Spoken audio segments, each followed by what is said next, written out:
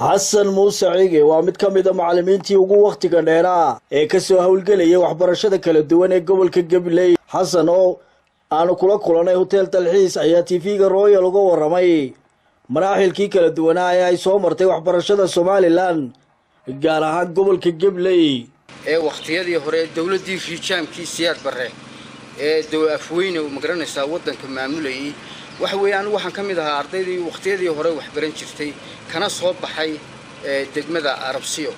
waxaanu kamid ahaan jirnay waxbarashada kuwa ugu sareeyaan kamid ahaan jirnay waayo maanu sameyn jirin wax akhriskaanu akhrisan jirnay ayaanu magaranaysa dadaal ahaa oonu ku wax kaga shaqeyn jirnay waxa weeyaan waqtigan casriga ah ardayda waxa wareeriyay ama magaranaysa u keenay inaanay waxba akhriso waxa kamid ah iyagoo had iyo jeer ku jeeda internet-kan casriga ah way anagu waqtigeegii waxaan imay jirin TV aanu daawanamay jirin waxaanu magaranaysa maararo noo ahay oo aanu ku mashquul jirnay had iyo jeer inaanu wax akhrisano taas aanu ku keeni jirnay geesta kale Xasan ayaa ka waramay baahiyaha asaasiga ah ee degmooyinka gobolka hoos yimaada ka maqan iyo sida ay ugu baahan yihiin degmooyin ahaan markaan u eegno waqtigaan dalka soo galnay iyo waqtigeena maanta ku jirno waxa weeye cusbitaal weyn oo magaaladu aynu leenahay oo magaranaysa dhammaan waxyaabihii oo dhan qaybihii oo dhan ka kooban malihin maadaama aynu degmo sheeganayno waa in la helo cusbitaal weyn oo kulmiya oo qaybo walba laga helo oo aynu magaranaysa ku baahno waayo marka waqtiga haddaan u eegno waqtiyadii hore dadku dayminka way uga kordheen dadku way bateen populationku way bateen maanta malihin gaari yar oo maanta hadii qof magaranaysa emergency ku yimaado inoo magaranaysa inoo diyaara ma hayno marka waxa weeyaan waxaan ku codsanaynaa wasaaradda caafimaadka inay noo sameeyso dhakhtar weyn maadaama aanu nahay degmo inay dhakhtar weyn noo sameeyso si aan uga kabarno adeegyada caafimaad oo dhan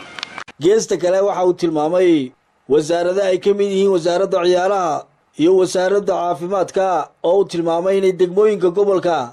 ay gaabis badan ku yimaadeen isagoo ugu baaqay inay wajahaan hawlaha gaarka ah ee u yaala wasaaradda isboortiga waxaan ka codsanaynaa adeegyadii isboortiga ee degmadu lahayd ayna siiso kaalinteediina na siiso wixii aanu saami ku lahayn inayna siiso wasaaradda isboortigu wali ma jirto wasaaradda isboortiga oo degmada Arabsiyo inta yimaadeen indheey garoomada ama dhalinyarta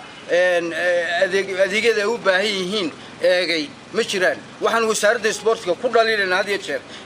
inay noo yimaadaan oo ayna wixii adeeg kabitaana aanu ku leenahay ayna siiyaan hadday tahay wasaaradda isboortiga gudoomiye mas'uuliyiinta wasaaradda isboortiga gabagabadii Xasan ayaa waxa uu ka hadlay maamulka gobolka Gabiley oo ugu baaqay in ay degmooyinka ilgaara ku eegaan isla markaana ay ka warhayaan baahiyaha ka jira gobolka anigoo marka hore salaan u soo jeedinaya gudoomiyaha gobolka bari mas'uuliyiinta gobolka in maadaama aanu degmanahay in imika ilmaha yar ee jooga ama islaanta joogta magaaladu ma garanayso magacyadooda mas'uuliyiinta gobolka jooga wax maadaama aanu degmanahay oo ka tirsanahay gobolkii Gabiley waxaanu jecelnahay had iyo jeer inay noo yimaadaan oo inay eegaan oo xaaladdeeda ay u fiirsadaan haddaanu nahay degmada Arabsiyo waxaanu aad iyo aad ugu ammaanayaa kaalinta weyn ee u hayaan gobolka mas'uuliyiintaasi laakiin waa